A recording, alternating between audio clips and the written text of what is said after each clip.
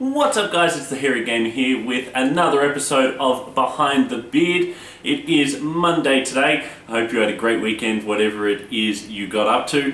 Personally, I didn't do a whole lot. I've been a little too sick. I went up a mountain. I suppose that's something. Went to a temple on Doi Suthep, which you've actually seen in some of my other videos. You'll have seen the mountain that I actually went up. So that was fun. A little bit challenging as I've been sick. It did take a little bit of a toll on me, but all is well. I'm actually feeling a lot better now, so that's a good thing. And in this week's Behind the Beard though, something a little unusual. We're going to talk about something coming up instead of something I've done. The visa I've got is a 6-month tourist visa. You've got to leave the country every 2 months, so every 60 days. So we've got to leave the country in a couple of weeks, come right back in. There's a few different ways you can do it. One is through a company that you just pay them money, they take you to the border, wait an hour and then take you back to your apartment, which is great. So might do that. Not too sure. Just toying with the idea of maybe we go up on our own, spend a few days in a nearby city called Chiang Rai, which is about half an hour or so from the border. So that might happen as well, who knows.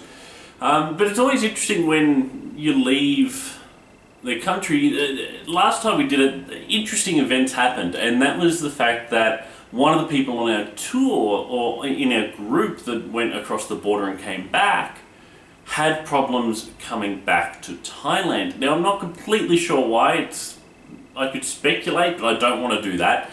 But so much so he had problems that we actually had to leave without him.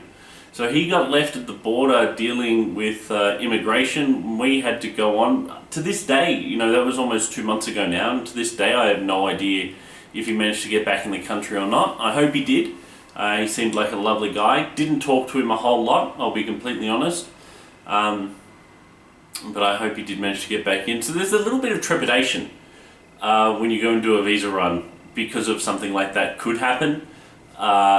Hopefully it doesn't. Haven't had any reason to believe it will, but you never know, so it's always better just to make sure you don't have to deal with anything like that. Hopefully keep our fingers crossed that everything goes to plan. We've got to do that in the next couple of weeks, so you believe me, you'll know it'll be an episode of Behind the Beard if I'm not allowed back into the country. But as I said, hopefully nothing untoward happens with that.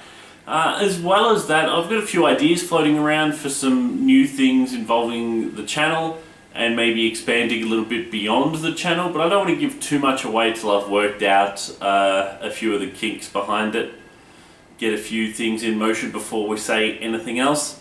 Other than that, as I said, climbed up a mountain, which was great. Got to see a temple, absolutely beautiful up there, very peaceful. A few tourists, which, hey, I'm a tourist as well. A few tourists being very loud up there, which sort of took away from it.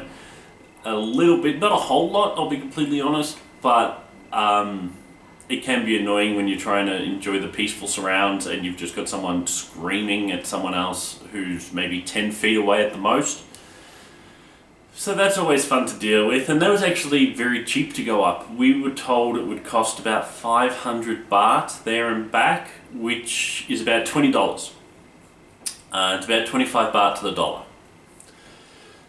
Yet we managed to get up and back for about 240 baht, I think.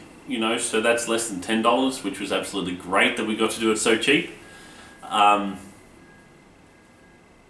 always good when you find things that are a fair bit cheaper. I mean, that's half of what we expected to pay, so that's a fair bit cheaper than what we expected. So if you're in Chiang Mai and you want to go up Doi Suthep, my suggestion would be to get a songthaew, which is a big red taxi that you share with other people, for those that don't know what a songthaew is, and get it to the zoo. That'll cost about 20 baht per person, and then from there they take groups up Doi Suthep to the temple for 40 baht per person, and then another 40 baht to come back, of course, which just when you're done go down and wait for one of the songthaews. There are so many, I was surprised how many there were just waiting for people, but it worked out quite well in the end.